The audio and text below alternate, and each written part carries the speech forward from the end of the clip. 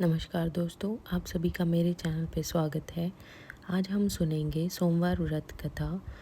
व्रत विधि। शास्त्रों के अनुसार यह व्रत सोमवार के दिन किया जाता है।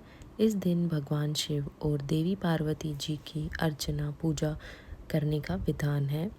इस विधि को शिव पूजा के बाद सोमवार व्रत की कथा सुननी आवश्यक है। व्रत करने वाले को दिन में एक बार भोजन करना चाहिए। कैसे करें सोमवार व्रत, आइए जानते हैं। सोमवार को ब्रह्म मुहूर्त में सोकर उठें, पूरे घर की सफाई कर स्नान आदि से निवृत्त हो जाएं। गंगा जल या पवित्र जल पूरे घर में छिड़कें। घर में ही किसी पवित्र स्थान पर भगवान शिव की मूर्ति या चित्र स्थापित करें। इसके पश्चात ओम नमः शिवाय से शिव जी का तथा ओम नमः शिवाय से पार्वती जी का षोडशोपचार पूजन करें। पूजन के पश्चात व्रत कथा सुने। तत्पश्चात आरती कर प्रसाद वितरण करें। सोमवार व्रत के लाभ। सोमवार का व्रत रखने से मनुष्य की दुख और चिंताएं दूर होती हैं एवं शरीर के रोगों से मुक्ति मिलती है। इसके अलावा इस व्रत को करने से कुंडली में चंद्र ग्रहण की स्थिति मजबूत होती है। कुंवारी लड़कियां द्वारा इस व्रत को करने से उनको मनोनुकूल जीवन साथी मिलता है। वहीं सुहागन महिलाओं का सौभाग्य अखंड रहता है और घर में सुख शांति बनी रहती है। सोमवार व्रत की पौराणिक कथा। अमरपुर नगर में एक धनी व्यापारी रहता था। दूर दूर तक उसका व्यापार फैला हुआ था। नगर में उस व्यापारी का सभी लोग मान सम्मान करते थे। इतना सब कुछ होने पर भी वह व्यापारी अंतर्मन से बहुत दुखी था, क्योंकि उस व्यापारी का कोई पुत्र नहीं था। दिन रात उसे ये एक ही चिंता सताती रहती कि उसकी मृत्यु के बाद उसके इतने बड़े व्यापार और धन संपत्ति को कौन संभालेगा। पुत्र पाने की इच्छा से वह व्यापारी प्रति सोमवार भगवान शिव की पूजा व्रत किया करता था। सायकाल को व्यापारी शिव मंदिर में जाकर भगवान शिव के सामने घी का दीपक जलाया करता था। उस व्यापारी की भक्ति देखकर एक दिन पार्वती जी ने भगवान शिव जी से कहा, हे प्राणनाथ, यह व्यापारी आपका सच्चा भक्त है। कितने दिनों से यह सोमवार का व्रत और पूजा नियमित कर रहा है। भगवान आप इस व्यापारी की मनोकामना अवश्य पूर्ण करें। भगवान शिव ने मुस्कुराते हुए कहा, हे पार्वती, इस संसार में सबको अपने कर्म के अनुसार फल की प्राप्ति होती है।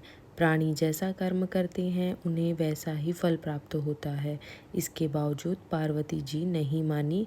उन्होंने आग्रह करते हुए कहा, नहीं प्राणनाथ, आपको इस व्यापारी की इच्छा पूरी करनी ही पड़ेगी। यह आपका अनन्य भक्त है। प्रति सोमवार आपका विधिवत व्रत रखता है और पूजा अर्चना के बाद आपको भोग लगाकर एक समय भोजन ग्रहण करता है। आपको इसे पुत्र प्राप्ति का वरदान देना ही होगा। पार्वती का इतना आग्रह देखकर भगवान शिव ने कहा, तुम्हारे आग्रह पर मैं इस व्यापारी को पुत्र प्राप्ति का वरदान देता हूँ, लेकिन इसका पुत्र 16 वर्ष से अधिक जीवित नहीं रहेगा। उसी रात भगवान शिव ने स्वप्न में उस व्यापारी को दर्शन देकर उसे पुत्र प्राप्ति का वरदान दिया और उसके पुत्र के 16 वर्ष तक जीवित रहने की बात भी बताई। भगवान के वरदान से व्यापारी को खुशी तो हुई, लेकिन पुत्र की अल्पायु की चिंता ने उस खुशी को नष्ट कर दिया। व्यापारी पहले की तरह सोमवार का विधिवत व्रत करता रहा। कुछ महीने पश्चात उसके घर अति सुंदर पुत्र उत्पन्न हुआ। पुत्र जन्म से व्यापारी के घर में खुशियां भर आई। बहुत धूमधाम से पुत्र जन्म का समारोह मनाया गया। व्यापारी को पुत्र जन्म की अधिक खुशी नहीं हुई, क्योंकि उसे पुत्र की अल्प आयु के रहस्य का पता था। यह रहस्य घर में किसी को मालूम नहीं था। विद्वान ब्राह्मणों ने उस पुत्र का नाम अमर रखा। जब अमर 12 वर्ष का हुआ तो शिक्षा के लिए उसे वाराणसी भेजने का निश्चय हुआ। व्यापारी ने अमर के मामा दीपचंद को बुलाया और कहा कि अमर को शिक्षा प्राप्त करने के लिए वाराणसी छोड़ आओ। अमर अपने मामा के साथ शिक्षा प्राप्त करने के लिए चल दिया। रास्ते में जहाँ भी अमर और दीपचंद रात्रि विश्राम के लिए ठहरते, वहीं यज्ञ करते और ब्राह्मणों को भोजन कराते थे। लंबी यात्रा के बाद अमर और दीपचंद एक नगर में पहुँचे। उस नगर के राजा की कन्या के विवाह की खुशी में पूरे नगर को सजा दिया गया था।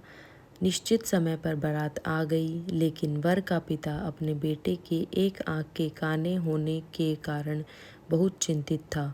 उसे इस बात का भय सता रहा था कि राजा को इस बात का पता चलने पर कहीं वह विवाह से इनकार न कर दे, इससे उसकी बदनामी होगी। वर के पिता ने अमर को देखा तो उसके मस्तिष्क में एक विचार आया। उसने सोचा, क्यों न इस लड़के को दूल्हा बनाकर राजकुमारी से विवाह करा दूं। विवाह के बाद इसको धन देकर विदा कर दूंगा और राजकुमारी को अपने घर में ले जाऊंगा। वर के पिता ने इसी संबंध में अमर और दीपचंद से बात की। दीपचंद ने धन मिलने के लालच में वर के पिता की बात स्वीकार कर ली। अमर को दूल्हे के वस्त्र पहनाकर राजकुमारी चंद्रिका से विवाह करा दिया गया। राजा ने बहुत सा धन देकर राजकुमारी को विदा किया। अमर जब लौट रहा था तो सच नहीं छिपा सका और उसने राजकुमारी की ओढ़नी पर लिख दिया, राजकुमारी चंद्रिका, तुम्हारा विवाह तो मेरे साथ हुआ था। मैं तो वाराणसी में शिक्षा प्राप्त करने जा रहा हूँ। अब तुम्हें जिस नवयुवक की पत्नी बनना पड़ेगा वह कान्हा है। जब राजकुमारी ने अपनी ओढ़नी पर लिखा हुआ पढ़ा तो उसने काने लड़के के साथ जाने से इनकार कर दिया। राजा ने यह बात जानकर राजकुमारी को महल में रख लिया। उधर अमर अपने मामा दीपचंद के साथ वाराणसी पहुंच गया। अमर ने गुरुकुल में पढ़ना शुरू कर दिया। जब अमर की आयु 16 वर्ष पूरी हुई तो उसने एक यज्ञ किया। यज्ञ की समाप्ति पर ब्राह्मणों को भोजन कराया और खूब अन्न वस्त्र दान दिए। रात को अमर अपने शयन कक्ष में सो गया। शिव के वरदान के अनुसार शयनावस्था में ही अमर के प्राण पखेरु उड़ गए। सूर्योदय पर मामा अमर को मृत देखकर रोने पीटने लगे। आसपास के लोग भी एकत्र होकर दुख प्रकट करने लगे। मामा के रोने विलाप करने के स्वर समीप से गुजरते हुए भगवान शिव और माता पार्वती ने भी सुने। पार्वती जी ने भगवान से कहा, प्राणनाथ, मुझसे इसके रोने के स्वर सहन नहीं हो रहे, आप इस व्यक्ति की कष्ट अवश्य दूर करें। भगवान शिव ने पार्वती जी के साथ अदृश्य रूप में समीप आग जाकर अमर को देखा तो पार्वती जी से बोले, पार्वती, यह तो उसी व्यापारी का पुत्र है। मैंने इसे 16 वर्ष की आयु का वरदान दिया था। इसकी आयु तो पूरी हो गई। पार्वती जी ने फिर भगवान शिव से निवेदन किया, हे प्राणनाथ, आप इस लड़के को जीवित करें, नहीं तो इसके माता पिता पुत्र की मृत्यु के कारण रो रो कर अपने प्राणों को त्याग कर देंगे। इस लड़के का पिता तो आपका परम भक्त है, वर्षों से सोमवार का व्रत करते हुए आपको भोग लगा रहा है। पार्वती के आग्रह करने पर भगवान शिव ने उस लड़के को जीवित होने का वरदान दिया और कुछ ही पल में वह जीवित होकर उठ बैठा। शिक्षा समाप्त करके अमर मामा के साथ अपने नगर की ओर चल दिया। दोनों चलते हुए उसी नगर में पहुंचे जहां अमर का विवाह हुआ था। उस नगर में भी अमर ने यज्ञ का आयोजन किया। समीप से गुजरते हुए नगर के राजा ने यज्ञ का आयोजन देखा। राजा ने अमर को तुरंत पहचान लिया। यज्ञ समाप्त होने पर राजा अमर और उसके मामा को महल में ले गया और कुछ दिन उन्हें महल में रखकर बहुत सा धन वस्त्र देकर राजकुमारी के साथ विदा किया। रास्ते में सुरक्षा के लिए राजा ने बहुत से सैनिकों को भी साथ भेजा। दीपचंद ने नगर में पहुंचते ही एक दूत को घर भेजकर अपने आगमन की सूचना भेजी। आपने बेटे अमर के जीवित वापस लौटने की सूचना से व्यापारी बहुत प्रसन्न हुआ। व्यापारी ने अपनी पत्नी के साथ स्वयं को एक कमरे में बंद कर रखा था। भूखे प्यासे रहकर व्यापारी और उसकी पत्नी बेटे की प्रतीक्षा कर रहे थे। उन्होंने प्रतिज्ञा कर रखी थी कि यदि उन्हें अपने बेटे की मृत्यु का समाचार मिला तो दोनों अपने प्राण दे देंगे। व्यापारी अपनी पत्नी और मित्रों के साथ नगर के द्वार पर पहुंचा। अपने बेटे के विवाह का समाचार सुनकर पुत्रवधू राजकुमारी चंद्रिका को देखकर उनकी खुशी का ठिकाना न रहा। उसी रात भगवान शिव ने व्यापारी के स्वप्न में आकर कहा, हे श्रेष्ठी, मैंने तेरे सोमवार के व्रत करने और व्रत कथा सुनने से प्रसन्न होकर तेरे पुत्र को लंबी आयु प्रदान की है। व्यापारी बहुत प्रसन्न हुआ। सोमवार का व्रत करने से व्यापारी के घर में खुशियां लौट आई। शास्त्रों में लिखा है कि जो स्त्री पुरुष सोमवार का विधिवत व्रत करते और व्रत कथा सुनते हैं, उनकी सभी इच्छाएं पूर्ण होती हैं। ओम नमः शिवाय। आरती। ओम जय शिव ओमकारा, स्वामी जय शिव ओमकारा, ब्रह्मा विष्णु सदा शिव अर्धांगी धारा। ओम जय शिव ओमकारा, एकानन चतुरानन पंचानन राजे, हंसासन गरुड़ासन वृषवाहन साजे।